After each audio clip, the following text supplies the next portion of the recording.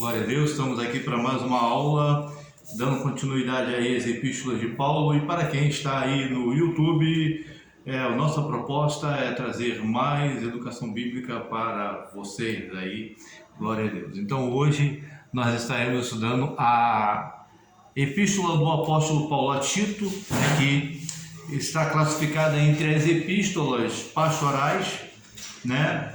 E nas considerações introdutórias queremos dizer nesse momento que Tito é um personagem que ele não aparece tanto assim na Bíblia, ou seja, ele não é mencionado no livro de Atos dos Apóstolos. Já Timóteo é mencionado no livro de Atos, Tito não. Ele é mencionado em 3 das cartas de Paulo. Ele é mencionado na segunda carta aos Coríntios, ele é mencionado em Gálatas capítulo 2, versículos 1 e 3, e ele é mencionado em 2 Timóteo capítulo 4, versículo 10. Então, além desta carta a Tito, ele é mencionado em outras 3 passagens do Novo Testamento, que são essas 3 cartas de Paulo. Este irmão, ele foi ganhado para Cristo através do ministério do apóstolo Paulo. O apóstolo Paulo ganhou Tito para Cristo a partir da sua primeira viagem missionária, quando Paulo pregou em Antioquia da Síria. Ou seja, esse irmão chamado Tito, ele provavelmente morava em Antioquia da Síria, e Paulo teria ganhado ele para Jesus ali. Lembrando que existiam 2 Antioquias, Antioquia da Síria, que ficava ali na Síria, e Antioquia da Psídia, que ficava na atual Turquia. Por quê, professor, que tinha 2 cidades chamadas Antioquia? Porque as cidades que tinham nome de reis e imperadores tinham várias, Por exemplo, tinha várias Alexandrias, mas a mais famosa era do Egito. Existia várias Cesareias.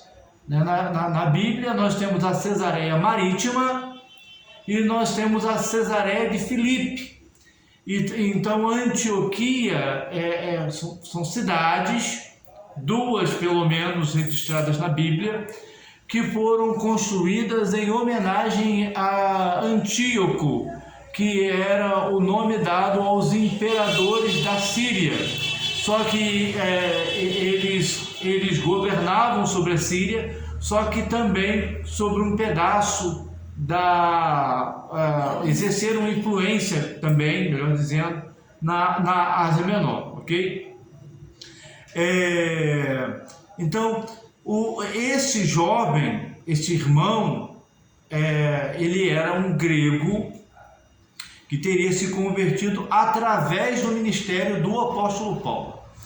Quando o apóstolo Paulo escreve esta carta para Tito, ele escreveu é o que nós vamos ver também, ele escreveu depois de ser liberto da sua primeira prisão, a prisão domiciliar, a prisão da casa alugada, e antes dele ser preso na sua segunda prisão, da prisão do calabouço. Então essa carta, ela foi escrita entre as 2 prisões de Roma, tá? Então ela foi escrita depois, Pai do Senhor, ela foi escrita depois da prisão, da primeira prisão romana, a prisão domiciliar, e antes da segunda prisão romana, que foi a prisão da masmorra, ok?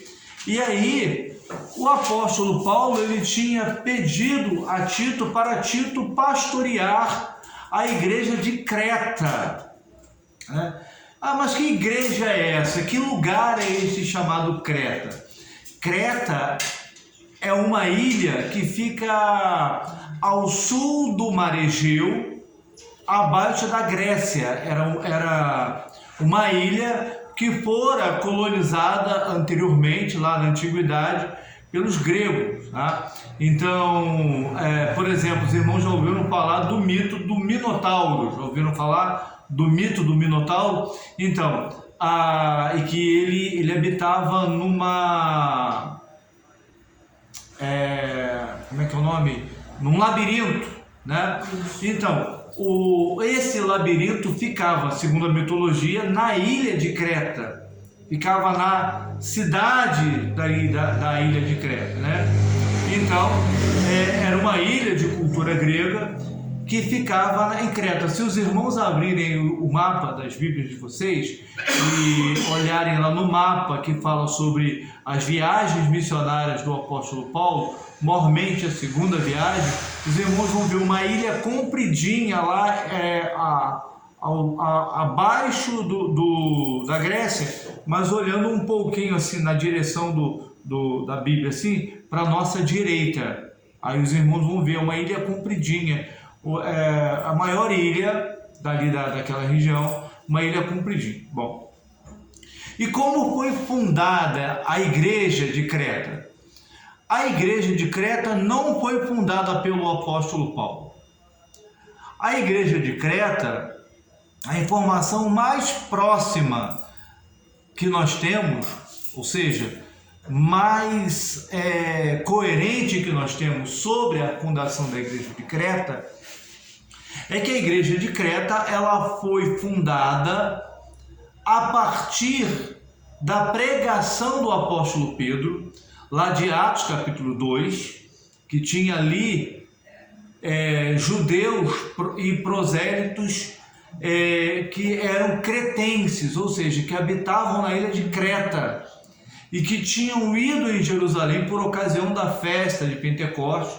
Os irmãos sabem que a festa de Pentecostes também é chamada de festa de Shavuot, que em hebraico significa festa das semanas, porque ela é comemorada até hoje, se não me engano, são Pentateuco 5 semanas após a festa da Páscoa, e daí o nome 5 semanas, e daí o porquê do nome festa do Shavuot, festa das semanas, tá?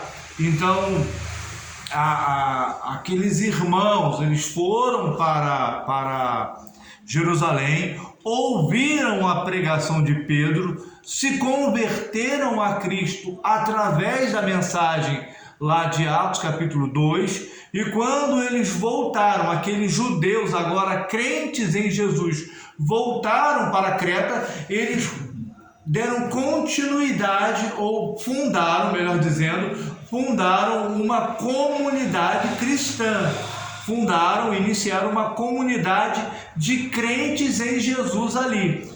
Provavelmente era uma sinagoga que os judeus se converteram, né? E acabou tornando-se uma comunidade de judeus crentes em Jesus, ok? Então o apóstolo Paulo enviou Tito àquela ilha. E aí nós vamos ver aqui o porquê. Mas vamos lá. Dentro da nossa dinâmica, a nossa dinâmica serve para quê? Presbítero Reinaldo, por que essa dinâmica que a gente... quem escreveu? Porque eu já estou enjoado desse negócio, professor Reinaldo. É para a gente aprender para a Bíblia.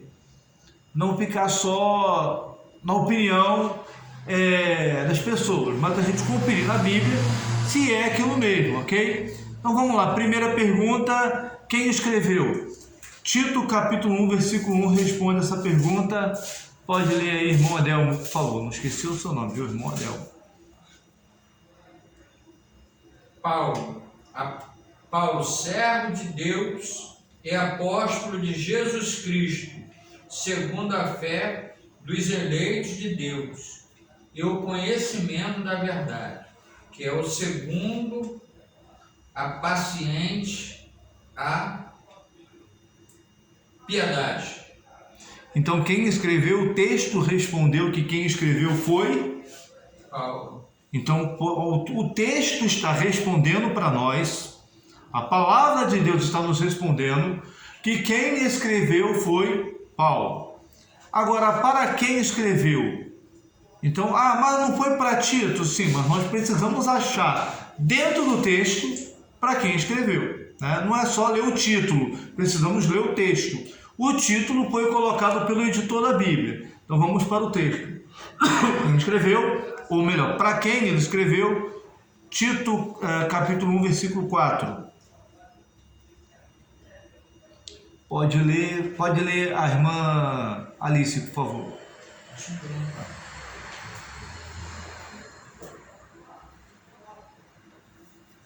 A Tito, meu verdadeiro filho,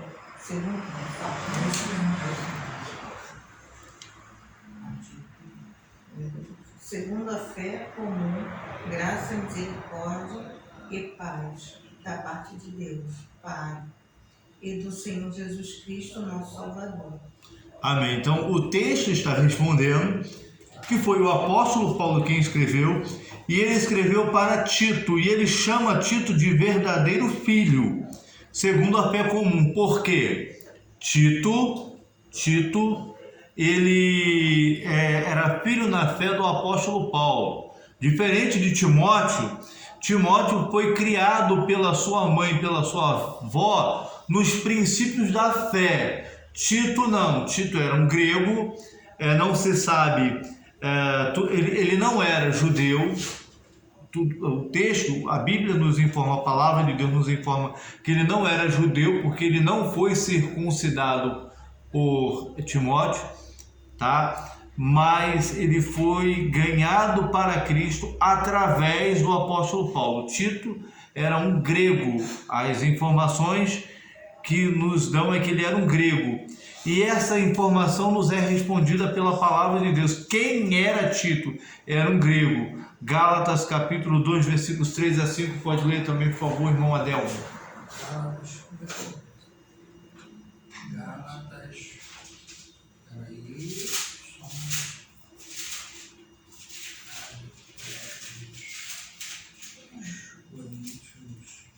Capítulo 2. Capítulo 2, versículos 3 a 5. 2, 3 a 5.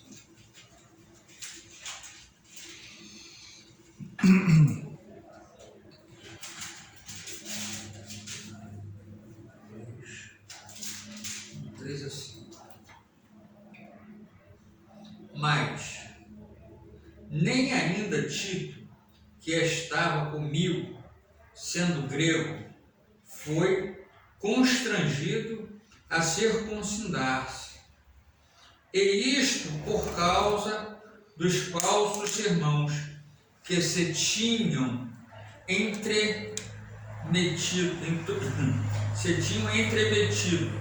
e secretamente entraram a espiar a nossa liberdade que temos em Cristo Jesus para nós, porém, em servidão, aos quais nem ainda por uma hora concedemos com sujeição para que a verdade do Evangelho permanecesse entre vós. Ok, obrigado. Então, olha só, quem era Tito? Tito era um grego. Esse texto aí, Gálatas, capítulo 2, versículos 3 a 5, nos responde esta pergunta. Quem era Tito? Tito era um grego. Ele não foi circuncidado por Paulo como Timóteo foi. Por quê? Porque Timóteo era filho de mulher judia. O pai era grego, mas a mãe era judia. Tito não. Tito era um grego, portanto, de pais gentios. Provavelmente, tanto o pai quanto a mãe dele eram também de origem grega. Ok? Vamos lá agora. Terceira pergunta. De onde ele escreveu?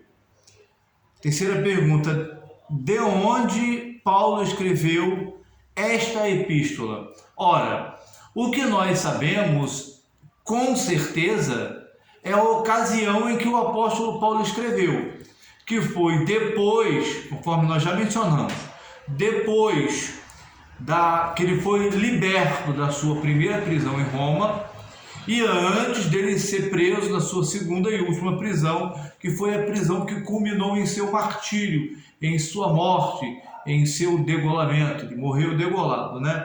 Agora, quanto ao lugar onde ele estava quando ele escreveu esta carta, não sabemos, ou seja, não temos certeza do local.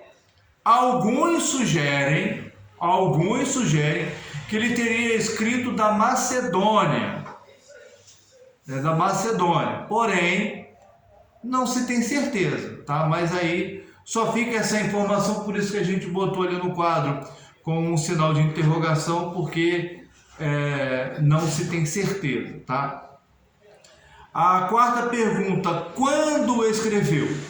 Então, o contexto da segunda escrita, ou melhor, o contexto da escrita de Tito, nós já explicamos que foi entre as duas prisões em Roma. Os irmãos sabem que Paulo foi preso em Roma 2 vezes. A primeira vez foi a prisão, a prisão domiciliar, e a segunda vez foi a prisão na masmorra. Então, é a única coisa que nós sabemos. Portanto, Paulo ficou preso na primeira prisão do ano 61 até o ano 62, ou seja, em cerca de 61 e 62 depois de Cristo. Presbítero, como é que você sabe? Porque era o tempo do governo de Nero. Era quando Nero ainda não tinha posto fogo em Roma, né? Então, Paulo ele esteve na prisão domiciliar aproximadamente do ano 61 ou até o ano 62, ou melhor, do ano 60 até o ano 62. Pastor, meu pastor. Então, esta epístola, ela foi escrita ou seja, depois, como já foi mencionado, depois, quando ele foi liberto da sua primeira prisão romana e antes dele ser preso na sua segunda prisão. Então, isso ocorreu mais ou menos, ele escreveu então, mais ou menos entre o ano 63 e 67 depois de Cristo. Foi nesse inteirinho aí, depois do ano 63 e antes do ano 67, aproximadamente aí depois de Cristo, ok? Ele escreveu a Epístola a Tito em liberdade. Ele estava em liberdade, foi quando aí ele foi pregar na Espanha, quando ele fez a 4ª viagem missionária, viagem essa que não está mencionada na Bíblia, mas que ele esteve lá, amém? Só para relembrar aqui, me permitam abrir um parêntese aqui no nosso estudo e dizer, todos os irmãos lembram do trabalho que a gente pediu? Lembro. Irmão Adelmo, lembra do trabalho? Eu não só não estava na aula passada. Não, foi pedir bem antes, foi o trabalho sobre quem é aquele que detém isso aí. O mistério, aquele que detém o mistério da impiedade, que está lá em 2 Tessalonicenses, capítulo 2. E então os irmãos estão cientes do trabalho também. Então, ok. Vamos lá então. Agora, fechando o parêntese, voltando para o estudo. Por que ele escreveu? Então, por que ele escreveu? Primeiro, ele escreveu para instruir Tito a pôr ordem na igreja de Creta, ok? Ele escreveu para instruir Tito a pôr em ordem a igreja de Creta. Provavelmente aquela cidade, a cidade de Creta, ela não honrava os seus líderes. Então, o apóstolo Paulo enviou Timóteo para pôr em ordem aquela igreja, ok? Esta igreja, ela tinha fama, ou seja, não só a igreja, mas a cidade inteira tinha fama de ser uma cidade cuja cultura predominante era a cultura da mentira. É o que está no capítulo 2. Na esperança da vida eterna, no versículo 2, na esperança da vida eterna que o Deus que não pode mentir prometeu antes dos tempos eternos, ok? E aí aqui no capítulo 1, o apóstolo Paulo fala sobre qual era a fama daquela cidade. Está no capítulo 1, versículos 12 e 13. Foi mesmo, vou ler aqui, foi mesmo dentre eles um seu profeta que disse: cretenses sempre mentirosos, feras terríveis, ventres preguiçosos, tal testemunho é exato. Então, aquela cidade e talvez até aquela igreja tinha fama de serem mentirosos e preguiçosos. Então, o apóstolo Paulo enviou Tito ali para pôr em ordem a igreja. Em segundo lugar, o apóstolo Paulo enviou Tito ali naquela igreja para instruir a igreja, ou seja, o apóstolo Paulo, em segundo lugar, escreveu esta carta a Tito para instruir Tito a ordenar presbíteros. Então, são duas passagens da Bíblia, tá bom? Que o apóstolo Paulo escreve sobre os critérios para a ordenação de obreiros. Então, essas duas ocasiões estão em 1 Timóteo capítulo 3 e Tito capítulo 1, desculpe. Então, Tito capítulo 1, versículos 5 a 9, vai falar sobre os deveres e qualificações dos ministros. Então, capítulo 1, versículo 5. Lá embaixo, lá é o quê? Macedônia. Eu vou lhe pegar melhor. Tranquilo. Eu vou pedir por gentileza para nossa irmã Alice ler para nós, por favor, Tito capítulo 1, versículo 5 a 9. Exclamação ali, não aparece? Não, é de interrogação. Ah, interrogação. Isso.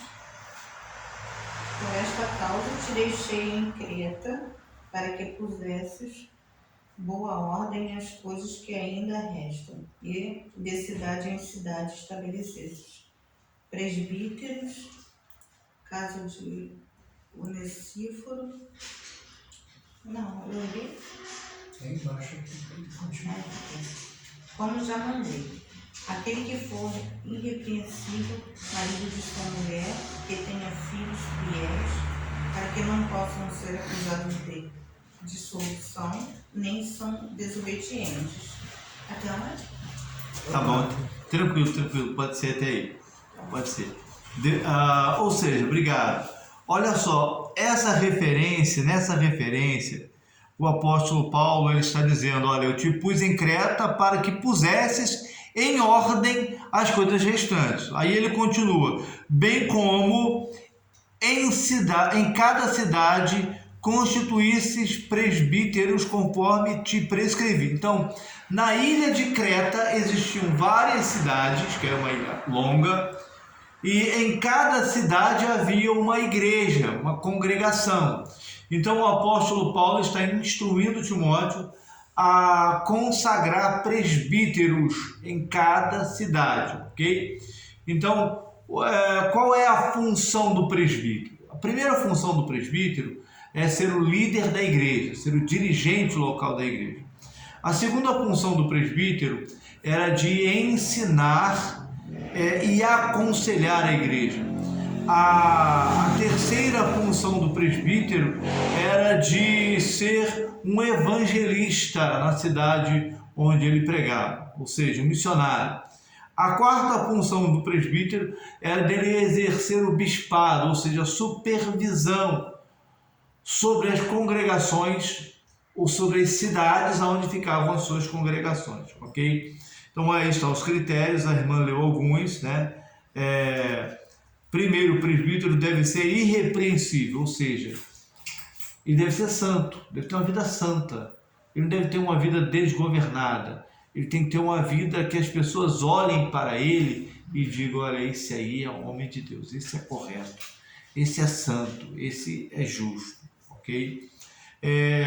Que fosse marido de uma só mulher, ou seja, o presbítero não pode ser alguém que tenha 2, 3 esposas, mas apenas uma, que tem filhos crentes que são obedientes, tá? Resumindo, que sejam obedientes, ok? Despenseiro de Deus, não pode ser arrogante, tá? Não pode ser irascível, aquela pessoa que fica gritando. Não pode ser dado ao vinho, a pessoa viciada. Não pode ser violento. Deve ser, ou seja, não pode ser cobiçoso de torpe ganância, ou seja, não pode amar ao dinheiro, ok? Não pode ser aquela pessoa que tenha ganância pelo dinheiro, pelo poder. Deve ser alguém que seja hospitaleiro, amigo do bem, sóbrio, justo, piedoso, que tenha domínio de si. O que é ser sóbrio? Ser são, ter a cabeça no lugar, ter a mente no lugar. Que seja apegado à palavra fiel, ou seja, apegado à palavra de Deus. O presbítero, neste critério aqui, deve ser uma pessoa que tenha o hábito de ler a palavra de Deus todos os dias, ou seja, apegado à palavra de Deus. Então, seja apegado à palavra fiel, que é segundo a doutrina, de modo que tenha poder tanto para exortar pelo reto ensino, como para convencer os que o contradizem. Então, o presbítero, olha só, ele deve conhecer bem a palavra de Deus. Não basta ter o título, ele deve exercer essas características aqui, ok? Em terceiro lugar, ele escreve para Tito ajudar a igreja a crescer na fé, no conhecimento da verdade e em santidade. Capítulo 1, versículo 1. Lê para nós, por favor, irmão Ivanísio. Capítulo 1, versículo 1 de Tito. Isso. Paulo, servo de Deus e apóstolo de Jesus Cristo, segundo a fé dos eleitos de Deus e o pleno conhecimento da verdade, que é segundo a piedade. Obrigado. Não, é segundo a piedade, né? Então, precisamos ser santos, precisamos ter uma vida que agrade a Deus, ok? Em quarto lugar, ele escreve essa carta para instruir instruir Tito a silenciar os falsos mestres. Capítulo 1, versículo 11. Lê para nós, fazendo um favor, irmã Alice. Tito, capítulo 1, versículo 11. Aos quais é preciso tapar a boca, porque transtornam casas inteiras, ensinando o que não convém, por torpe ganância. Obrigado. É isso aí. Aí, no versículo 10, ele escreve assim, porque existem muitos insubordinados, palradores, frívolos e enganadores, especialmente os da circuncisão. Quem eram esses aqui da circuncisão? Esses da circuncisão que Paulo denomina aqui de pessoas gananciosas, né? Que ensinam que não devem, está no versículo 11, eram pessoas que eram pessoas que praticavam o judaísmo e que insistiam que para alguém ser salvo deveria se circuncidar. Então esses falsos mestres queriam convencer os não-judeus a eles se circuncidarem, queriam convencer os não-judeus a tornarem-se judeus para serem salvos, tá? Então o apóstolo Paulo está dizendo, ele está dizendo que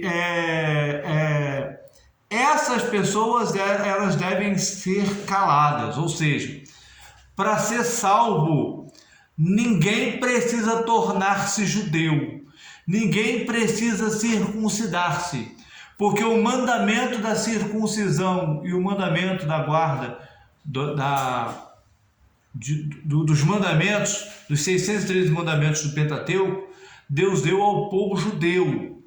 Então quem não é judeu não precisa fazer-se judeu, ou seja, circuncidar-se para ser salvo. Não precisa, ok? Segundo as palavras do apóstolo Paulo.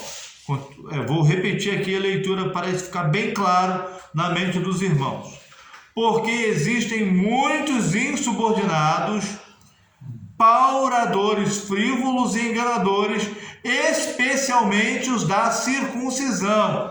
É preciso fazê-los calar, porque andam pervertendo casas inteiras, ensinando o que não devem por torpe ganância, ok? Esses eram os judaizantes. Por que eles eram chamados de judaizantes? Porque eles queriam converter os não-judeus, eles queriam tornar os gentios judeus, ok? Mas vamos lá.